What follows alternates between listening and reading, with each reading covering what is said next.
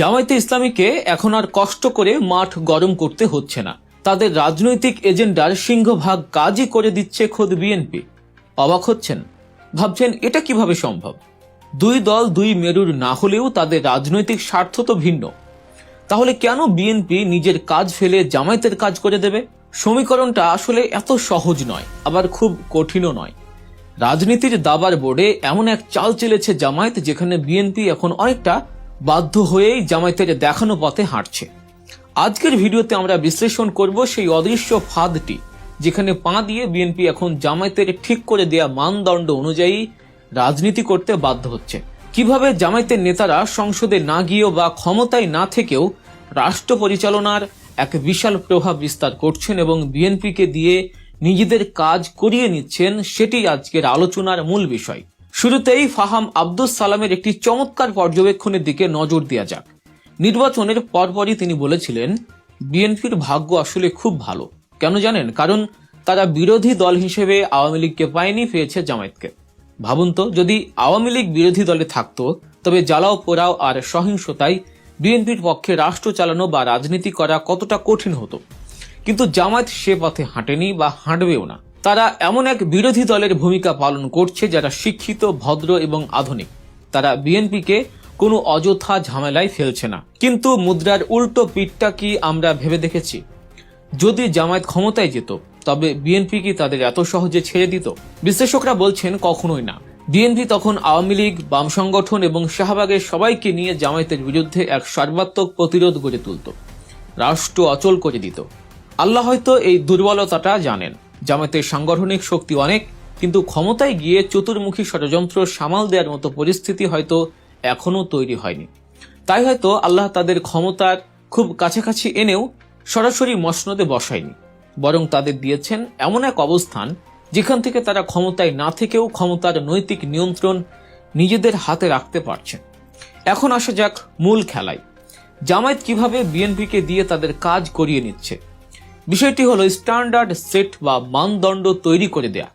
জামায়াত রাজনীতিতে এমন এক নৈতিকতার মানদণ্ড দাঁড় করিয়েছে যা টপকানো বিএনপির জন্য এখন জীবন মরণ সমস্যা হয়ে দাঁড়িয়েছে।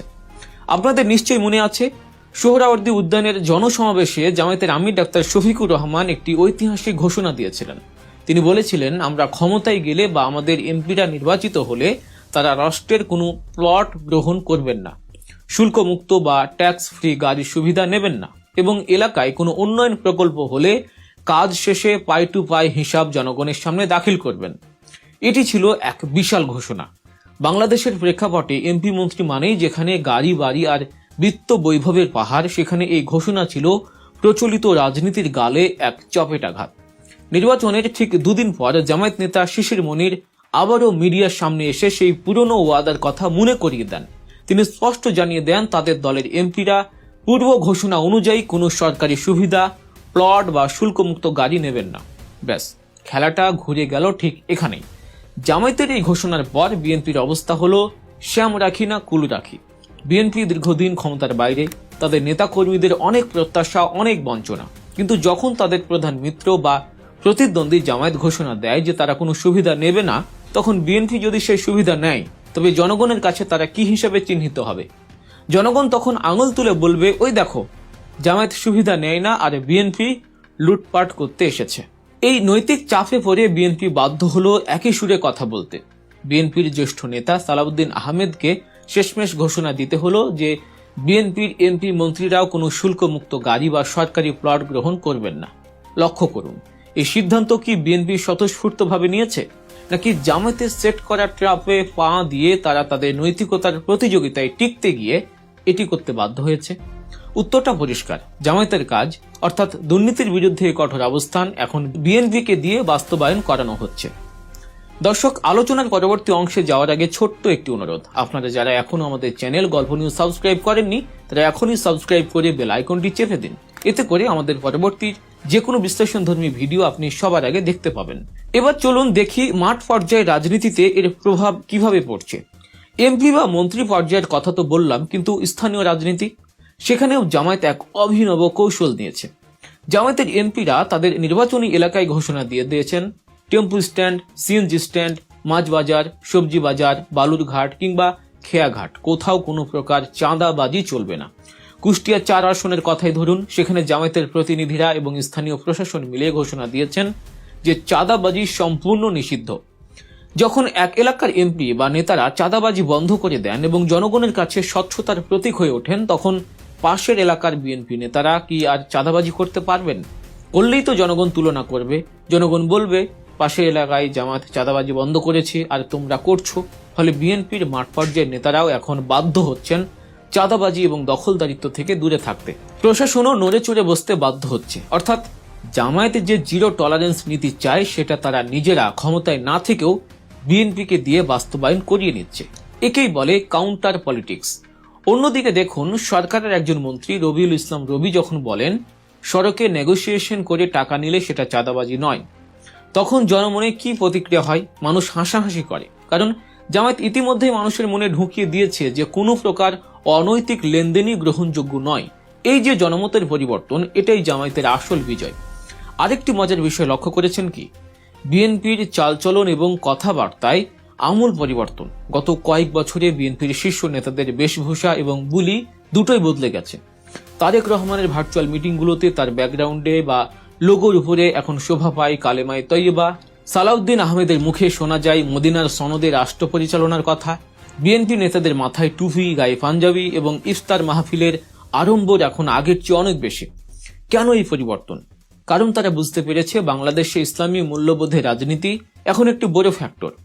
জামায়াত তাদের দলীয় স্বকীয়তা বজায় রেখে জনগণের যে বিশাল অংশের আস্থা অর্জন করেছে, সেই ভোট ব্যাংক বা সমর্থন ধরে রাখতে হলে বিএনপিকেও ইসলামী ভাবধারা রাজনীতি করতে হবে। অর্থাৎ জামায়াত যে ইসলামী মূল্যবোধের রাজনীতি প্রতিষ্ঠা করতে চায়, বিএনপি এখন নিজেদের রাজনৈতিক অস্তিত্ব টিকিয়ে রাখতে সেই একই চর্চা শুরু করেছে। প্রকারান্তরে জামায়াতের আদর্শিক বিজয়ী বিএনপির মাধ্যমে প্রতিফলিত হচ্ছে। জামায়াতের আমির বারবার বলছেন, আমরা শাসক হতে আসিনি, আমরা সেবক হতে এসেছি, আমরা দায়িত্বশীল হতে চাই। এই কথাটি শুধু কথার কথা নয়, এটি একটি রাজনৈতিক দর্শন। যখন একটি দল বলে তারা ক্ষমতার জন্য লালায়িত নয় বরং দায়িত্ব পালনে আগ্রহী, তখন অন্য দলগুলোকেও সেই দায়িত্বশীল আচরণের ভান করতে হয়। বিএনপি যদি এই সুযোগ বা এই ফ্যাসিলিটিটুকু গ্রহণ না করে, অর্থাৎ তারা যদি জামায়াতের এই ক্লিন ইমেজের রাজনীতির সাথে নিজেদের মানিয়ে নিতে না পারে, তবে সেটা হবে তাদের চরম ব্যর্থতা। আগামী 5 বছর যদি বিএনপি রাষ্ট্র পরিচালনা করে, তাদের প্রতিটি পদক্ষেপ মাপা হবে জামায়াতের তৈরি করা স্কেলে। আওয়ামী লীগ বা ভারত কি বলল তার চেয়ে বড় ফ্যাক্টর হয়ে দাঁড়াবে জামায়াত কি করছে। এই পুরো বিষয়টি বিশ্লেষণ করলে দেখা যায় জামায়াত আসলে বিএনপিকে এক অলিখিত পরীক্ষায় ফেলে দিয়েছে। তারা নিজেরা কোনো হয় হট্টগোল করছে না, জ্বালাও পোড়াও করছে না, তারা শুধু নিজেদের কাজটা করে যাচ্ছে অত্যন্ত নীরবে এবং সুশৃঙ্খল ভাবে। আর এই নীরবতাই বিএনপির জন্য সবচেয়ে বড় চ্যালেঞ্জ। কারণ শয়তানের সাথে লড়াই করা সহজ, কিন্তু ফেরেশতার মতো আচরণ করা প্রতিপক্ষের সাথে টিকে থাকা কঠিন। সেখানে টিকে থাকতে হলে নিজেকেও ফেরেশতা হতে হয়। তাই ভিডিও শুরুতে যা বলেছিলাম, জামায়াতের কাজ এখন বিএনপি করে দিচ্ছে। দুর্নীতিমুক্ত সমাজ, চাঁদাবাজ মুক্ত বাজার এবং ইসলামী মূল্যবোধের রাজনীতি, জামায়াতের এই এজেন্ডাগুলো এখন বিএনপিকে নিজের কাঁধেই তুলে নিতে হচ্ছে। জামায়াত 3 ভাগের 1 ভাগ কাজ করছে পরিকল্পনা ও কৌশল দিয়ে, আর বাকি 2 ভাগ কাজ বিএনপিকে করতে হচ্ছে মাঠে রাজনীতি ও প্রশাসনিক বাস্তবতায় টিকে থাকার জন্য। বিএনপি কি পারবে এই নৈতিকতার পরীক্ষায় শেষ পর্যন্ত টিকে থাকতে, নাকি ক্ষমতার স্বাদ পেলে পুরনো অভ্যাসে ফিরে যাবে? তবে এটা নিশ্চিত, জামায়াতে যে বেঞ্চমার্ক বা মানদণ্ড সেট করে দিয়েছে, সেখান থেকে নিচে নামলেই বিএনপিকে চড়া মূল্য দিতে হবে। আর যদি তারা এটা ধরে রাখতে পারে, তবে লাভটা শেষ পর্যন্ত দেশের জনগণেরই। আজকের বিশ্লেষণটি আপনাদের কেমন লাগলো? আপনারা কি মনে করেন বিএনপি আসলেই জামায়াতের এই কৌশলী রাজনীতির কাছে জিম্মি হয়ে পড়েছে, নাকি এটি বিএনপির নিজেরই শুভবুদ্ধির উদয়? আপনাদের মতামত অবশ্যই কমেন্ট করে জানাবেন। ভিডিওটি ভালো লাগলে লাইক ও শেয়ার করতে ভুলবেন না। আর রাজনীতি ও সমসাময়িক ঘটনার এমন গভীর বিশ্লেষণ পেতে অবশ্যই সাবস্ক্রাইব করুন গল্প নিউজ। দেখা হবে আগামী ভিডিওতে। সেই পর্যন্ত ভালো থাকুন, সুস্থ থাকুন। আল্লাহ হাফেজ।